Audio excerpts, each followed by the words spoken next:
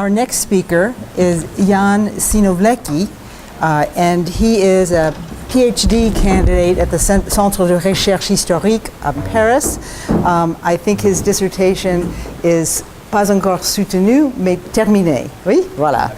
Donc, parfait. And the title of that is Paris en vert, Jardin, Nature et Culture urbaine au XVIIIe siècle. And hooray, it's just finished, and that will be fabulous.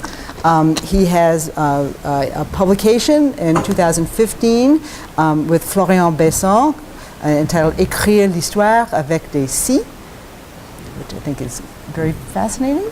And he is today speaking, giving us a paper entitled La conservation des plantes au Jardin du Roi. And I pass to him. Thank you very much. I would like to warmly thank the conference organizers and the participants of this panel, which we enjoyed organizing with Constance. Today, I would like to present to you the partial results of a research project carried out as a part of a thesis that will be defended in November. The greenhouses in the Jardin du Roi are emblematic but relatively unknown spaces for the acclimatization of species in the 18th century. Emma Sperry, in her classic book Utopia's Garden, commented extensively on the different dimensions and facets of acclimatization at that time, but with a greater emphasis on acclimatization seen and designed by the naturalist elites of the Jardin du Roi and the ministerial circle that gravitated around André Thouin and Bouton. This history has often been that the a priori unshakable ability of societies to acclimate plants from all over the world, particularly colonial empires, a capacity that has been updated as far as Linné, Sweden, where the acclimatization of cotton, rhubarb, quinine, sugar, cane or tea tree has nevertheless proved to be universally successful. Today, I would like to take a slightly opposite perspective to understand the acclimatization of plants from the practice.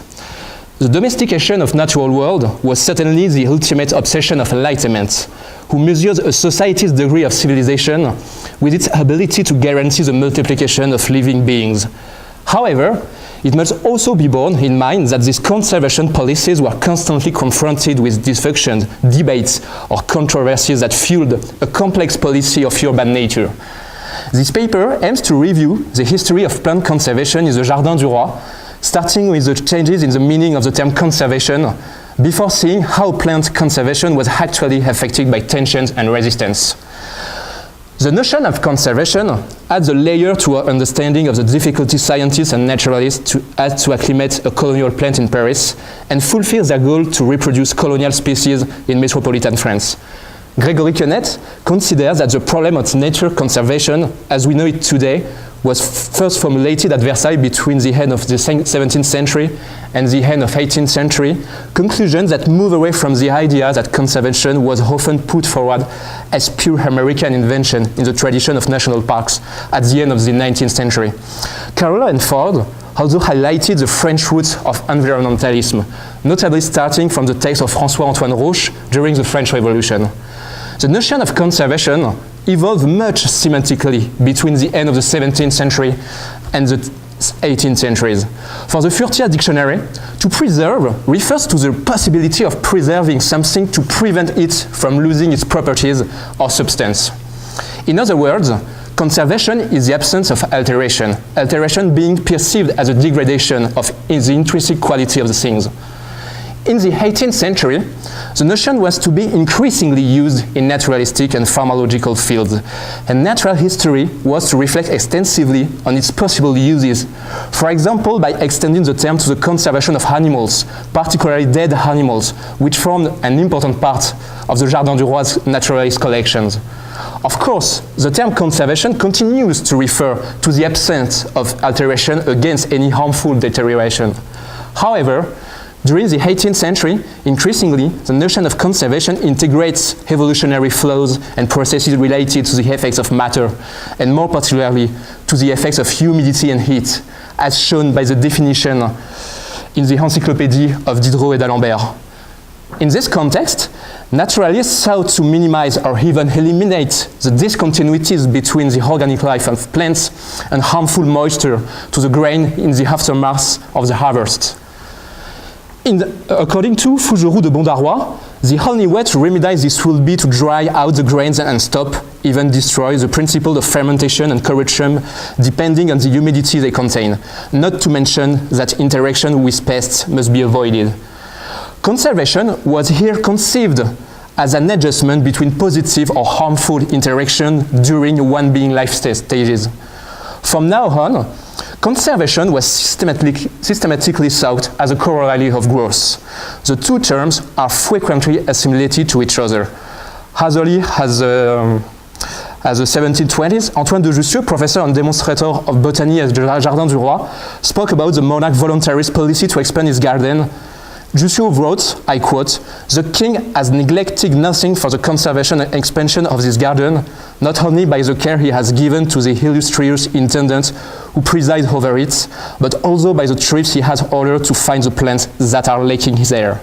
The intimate parallel between conservation and growth extend even to economics, since the physiocrats, who had theorized that the enrichment of the kingdom was conditioned by a triple mechanism of conservation, increase, and renewal.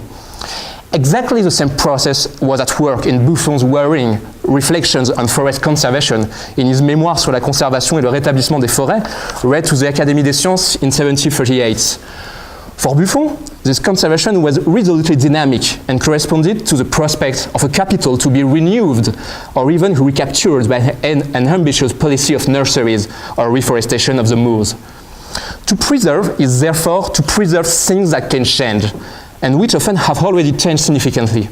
It is no longer a totally static and close-handed conservation, because it is no longer just a question of preserving singular organisms from degradation and alteration of time, but of conserving to increase the species.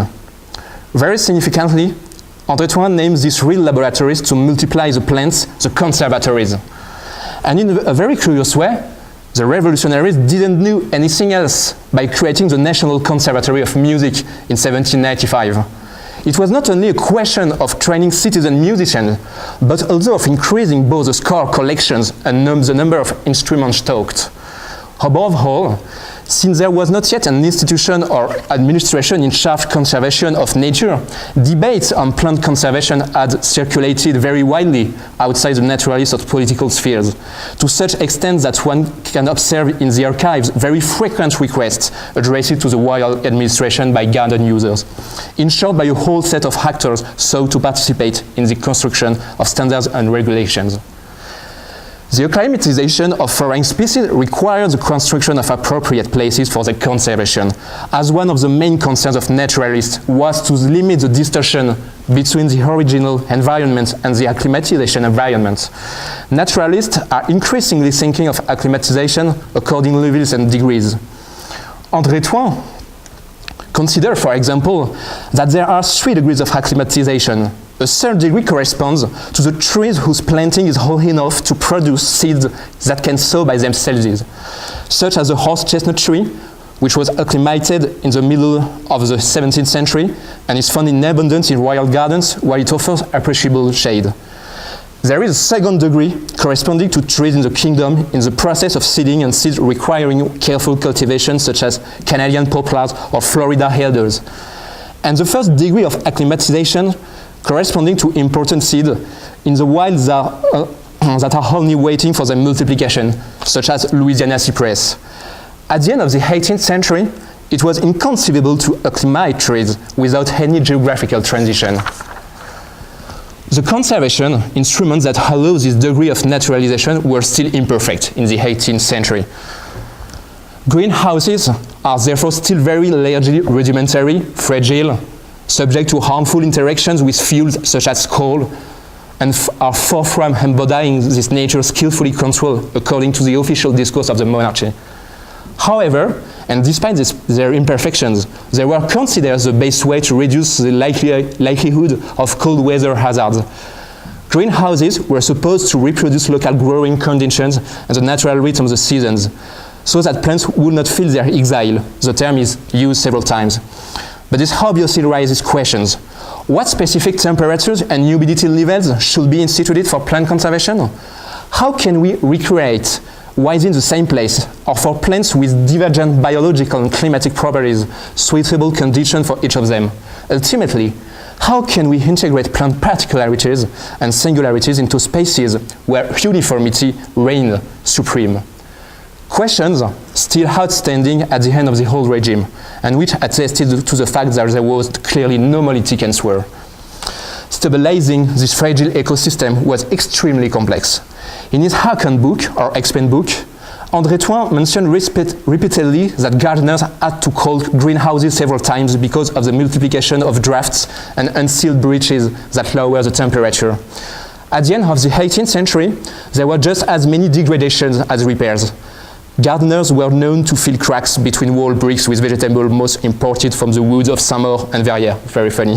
In 1777, soil moisture was prevented from being transferred from one greenhouse to another. This example emphasizes the great difficulty to subjugate nature to the will of the royal power, like a showcase of man's domination over natural forces. The management of greenhouses, on the other hand, is improvisation and discontinuity. The issue of energized supply for greenhouses in a context of strong economic tensions was also symptomatic of the way in which the environment linking to the Jardin du Roi urgently responds to the difficulties. Greenhouses were heated with charcoal or wood, which seemed to be the most commonly used solution in the garden. Faced with the increasing distance from the hinterland, which corresponds to the growing needs of the Parisian population, short and circular circuits are increasingly used, filling the greenhouses with wood from houses destroyed when the garden was enlarged in the 1770 or 80, or with dead trees felled in the garden. The Jardin du Roi's accounts also show very surprising from the recycling materials, at least manifestation of a cyclical economy that can lead us to say that the garden's metabolism consists not only of importing and evacuating, but also of circulating. Circulation became naturalist and amateurs' leitmotif. In improving the circulation of air in the greenhouses, they sought to enhance greenhouses' performance. Durieux's experiences in the suburb of Saint-Antoine and Malet's chassis mentioned by the Journal de Paris are particularly interesting. But to return to air circulation, the agronomist Parent de Martigny was probably one of the most interesting agronomists. In 1765, he submitted a project to the Marquis de Marigny, the director of the King's Buildings, to submit to him the project of the greenhouse significantly called Petit Monde, where the paradigm of circulation was at the center of the greenhouse project. This is how his memoir started. Monsieur Parent de Martigny will give to Monsieur the Marquis de Marigny a work of his own composition that he called the small world, which circulates the air in the room as the sun circulates the air in the world, or as the heart circulates the blood in the veins. These comparisons and analogies were commonplace in the 18th century in a context where naturalists sought to establish similarities or distinctive qualities in the order of life, such as what distinguishes minerals from plants, plants from animals, animals from humans.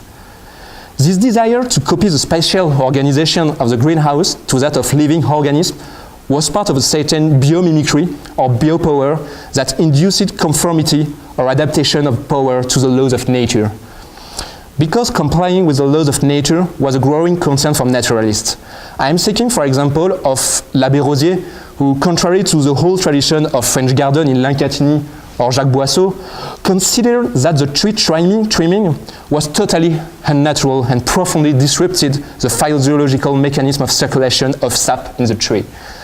The physiocrats, as well in particular Quesnay, developed the idea the man is located in the middle of a natural system driven by forces of creation and destruction whose balance must be maintained. This notion of natural equilibrium is clearly rooted in the reflection on the relationships and articulations between greenhouses and climates. For it is necessary to ward off the rigorous winters, an expression used many times.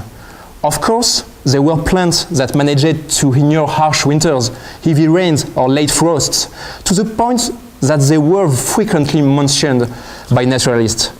Some of them consider that excessive care, not to say excessive acclimatization, could be deeply detrimental to foreign plants, which, according to René Le Berrier in his Traité de l'Orangerie, are maintained in a state of languor and weakness by too much care and attention. But we, however, could acquire strength and temperament if they were treated less delicately. In addition to the fact that plants are frequently attributed anthropomorphic properties, it is really very striking to see here that the acclimatization of plants is thought of as a plant pedagogy, as if it were a question of seeking botany as a child-rearing model. There was a lot of discussion regarding the sensitivity of plants and their specific intelligence in the 18th century, particularly in the materialist philosophical currents of Jean-Baptiste Robinet and Lamétrie, long before the plant neurobiology of 20th century. Despite a consensus on how to arrange and eat the greenhouses, acclimatization thresholds therefore continue to be debated. Indeed, cold and humidity were not considered equally responsible for the degradation of certain plants, such as orange trees. Henri-Louis Duhamel du Monceau rejected any hastily deterministic vision, recognizing that the relationship between atmospheric temperatures and cultures remained an open field of investigation, and urging consideration of the diversity of places. This is because the weather was conducive to botanical meteorological observations, with vegetation temporalities, advances, and delays making it possible, in parallel with the rise of metric meteorology, to gauge climate change.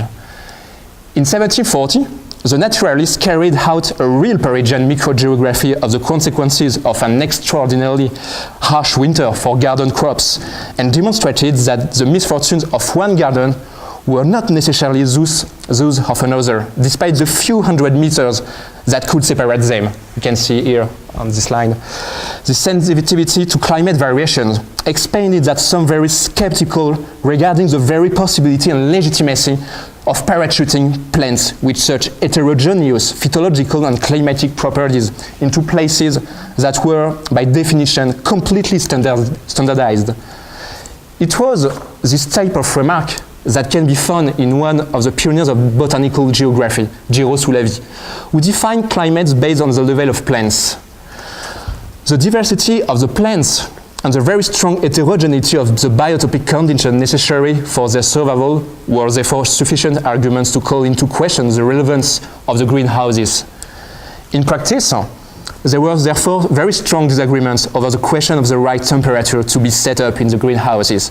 Disagreements that could arise between naturalists or gardeners, but we could also pit the latter against individuals who were not necessarily aware of naturalist research, but who considered themselves legitimate to intervene. These discrepancies clearly show how extremely difficult it was to set incontrovertible thresholds and levels in a universe where social pressures constantly interfere with knowledge and know-how, where we were unable to agree on the modalities of this imitation of nature. The construction of the new greenhouses of the garden, located near the Hillhawk and the School of Botany, therefore had to respond to pressing climatic problems.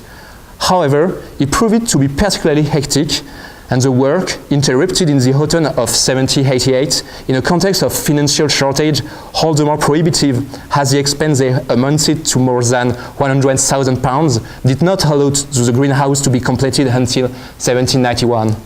André Thoin praised Buffon's work in the Jardin du Roi, and the undertaking of the new greenhouse, but really acknowledged that the traditional greenhouses in the garden and the plans for the best greenhouses built in the kingdom over several years proved insufficient for a national establishment, or even frankly contrary to the very logic of naturalization. During the French Revolution, travelers continued to be surprised by the derisory size of the greenhouses, which had been reduced to a small portion that was difficult to justify for such an institution, an observation that would persist bitterly under the consulates. For Thoin, if conservation was equivalent to multiplication, of which it was only the logical emanation, then it was necessary to take a step forward and not be satisfied with greenhouses which, far from satisfying the logic inherent in growth, ended up reinforcing a regressive and infertile nature. In conclusion, I would like to quote André Thoin, who showed how difficult it was to acclimate in these imperfect greenhouses. Effectivement, toutes nos serres chaudes ne doivent être considérées que comme des lieux destinés à reculer, plutôt qu'à conserver quelques individus plus ou moins languissants, plus ou moins dégradés, parce qu'on est forcé de les tenir dans de petits vases et de les tailler, souvent pour les empêcher d'occuper une trop grande étendue. De là, il arrive qu'une partie de ces végétaux, et surtout parmi les arbres, ne fleurissent jamais, et que s'ils peuvent suffire pour l'étude de la botanique, ils sont cultivés en pure perte pour les progrès de la naturalisation. A degenerate nature, trees not flowering, and productive vegetation reduce it to a state of apathy. These elements contributed in the increase in plant wealth for Europe erected as a cardinal principle. These few remarks by Thoin reveal to the highest degree the illusion represented by a hagiographical vision of acclimatization, while the much desired conservation was threatened by the decline of plants, whose spectrum continued to haunt the naturalists of the Jardin du Roi. Thus, plant conservation remained a constant concern until and after the French Revolution. Thank you very much.